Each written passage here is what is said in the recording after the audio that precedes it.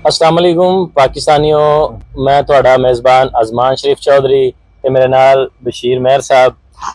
अज असी डिस्कस करांगे पंजाब ते पंजाबियां ते।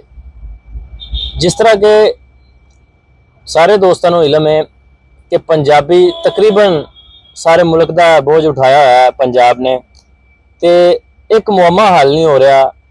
KPK दे लोग, बलोचिस्तान दे लोग, सिंध दे लोग ते कश्मीर दे लोग पंजाब नूं ही क्यों गंदा कहंदे ने, पंजाबियों नूं ही क्यों गंदा कहंदे ने, ते उन्हां दे ज़हन च ये गलत फहमी क्यों है कि पंजाब सारे मुल्क नूं खा गया, जदों कि हर सूबे दे विच अलग-अलग गवर्नमेंट है। ते बशीर साहब, इस चीज़ से तुसीं थोड़ी रोशनी पाओ कि ये लोगों के ज़हन किवें तब्दील किए जा सकते हैं पंजाबियों के बारे।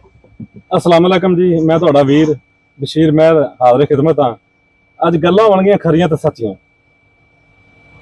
क्योंकि जदों दी 18वीं आईनी तरमीम आई ना, सारे सूबे नूं किहड़ा बराबर दे हकूक हासिल ने, क्योंकि डेवलपमेंट इन्हां खुद सारे ही करनी है, चाहे वो KP है, चाहे पंजाब है, चाहे बलोचिस्तान है, चाहे सिंध है। ठीक है, हर किहड़ा सूबे का CM है, उनका ही जिम्मेदारी है कि अपने सूबे के जिहड़े ना वसाइल उन्होंने पूरे करे, डेवलपमेंट करे, या जो भी, यानी हर सूबे का अपना बजट अपना जी। 18वीं आईनी तरमीम तो बाद ठीक है, पहले नहीं सी हुंदी, जदों दी आईनी तरमीम आई लोग आप ये करना है, सूबे खुद मुख्तार ने।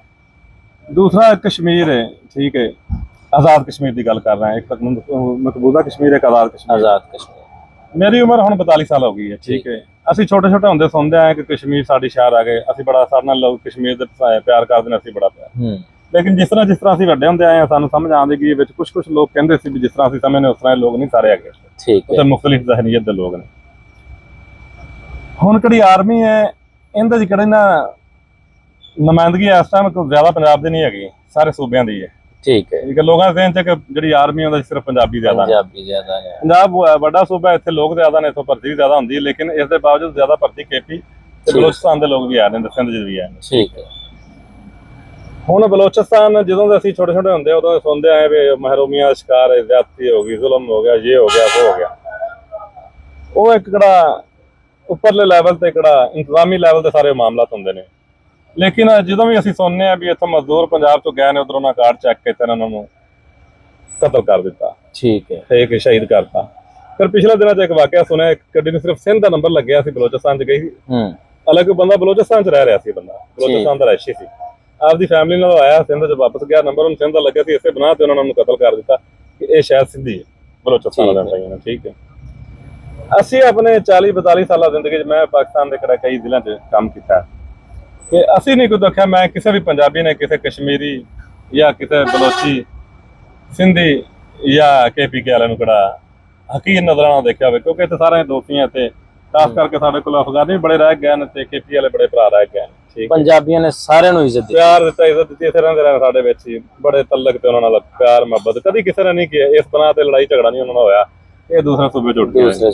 लेकिन जो दूसरे सूबे च एहतजाज होंदा है उदों पंजाबियों नूं गालां कड्ढणीਆਂ शुरू कर दिंदे ने। हुण खास करके जो मैनूं ज़्यादा तकलीफ हुई ना, उदों कश्मीर दी होई, जो कश्मीर दा प्रोटेस्ट शुरू होया एक्शन कमेटी वाला, एक्शन कमेटी जो जिन्हें ओवरसीज बैठे ने कश्मीरी, उत्थों बह के जनाब पंजाबियों नूं गालां कड्ढी जा रहे। हालांकि जिन्हें भी ओवरसीज ने यह सुनना चाहिए कि ज़्यादा दौर दे विच जदों इत्थे डैम बनिया सी ना, उदों लोगों नूं इत्थे इन्हां ने पाकिस्तान च कुछ शिफ्ट कर लिया सी, ठीक है, ज़मीनां दित्तियां सी बनाते, ते कुछ लोगों ने बाहर भेजता सी, बाहर भेज जाके अपना रोजगार कमान। इस पाकिस्तानी पासपोर्ट, पाकिस्तानी शनाख्ती कार्ड से गया है, कश्मीर का अपना कार्ड नहीं है, पाकिस्तानी कार्ड चल रहा, सही है, उधर जाके ठीक देखी जाने का। लेकिन मैं तो नहीं कभी देखा पंजाब च किसी ने कभी किसी ने बुरा भला कराया होवे, बड़ा दुख होंदा, बड़ी तकलीफ होंदी, जिहड़े भाई साडी गल सुनते पे ने। पंजाबी बड़े प्यारे प्यार करने वाले लोग ने, बड़े लोग इत्थे समाया रोजगार करते हैं पे अपने, खास करके पठान भाई ने साडे आण के, और बड़ा अच्छा रोजगार करते हैं, बड़ा अच्छा कारोबार करते हैं, ईमानदारी नाल कारोबार करते हैं, और बड़े बेहतरीन बिजनेसमैन ने, साडे बड़े उन्हां मुतल्लकात ने, और असीं भी उन्हां नाल प्यार करने, भी साडे नाल प्यार करदे ने। लेकिन सानूं भी प्यार चाहिदा अग्गों, असीं किन्नी देर बर्दाश्त करांगे दूसरे लोग सानूं पंजाबियों नूं गालां कढण, असीं हरगत बर्दाश्त नहीं करांगे। इन्हां नूं लोगों नूं चाहिदा है, जिहड़े खास करके इधर आण के नहीं रहे, उन्हां नूं इवें गल नहीं करनी चाहिदी, ठीक है। तो यही रिक्वेस्ट है, यही अपील है बाकी सूबियां नाल, खास करके कश्मीरी भाइयों नूं साडे नाल पहले इत्थे आण के रह के देखण, हाँ साडे कोई फाल्ट सानूं दस्सण, सही है, बाकी दस्सो। ये गुजारिश है जी सारे नाजरीन वास्ते, सारे पाकिस्तान वास्ते, कि कोई पंजाबी, कोई सिंधी, कोई बलोची ते कोई पठान नहीं, ये सारे एक ने, सारे पाकिस्तानी ने, सारे भरा ने, सारे मुसलमान ने, और अकलीतां भी ਉਹ ਇਸੇ ਮੁਲਕ ਦਾ ਹਿੱਸਾ ਨੇ। ਤੇ ਗੁਜ਼ਾਰਿਸ਼ ਹੈ ਕਿ ਪਿਆਰ ਮੁਹੱਬਤ ਨਾਲ ਰਹੋ, ਜਿਸ ਤਰ੍ਹਾਂ ਹਰ ਸਿਆਣਾ ਬੰਦਾ ਤੁਹਾਨੂੰ ਦਰਸ ਦਿੰਦਾ ਹੈ। इंशाल्लाह नेक्स्ट नवी वीडियो लेके हाजिर होने हैं। पाकिस्तान अस्सलाम वालेकुम, जिंदाबाद।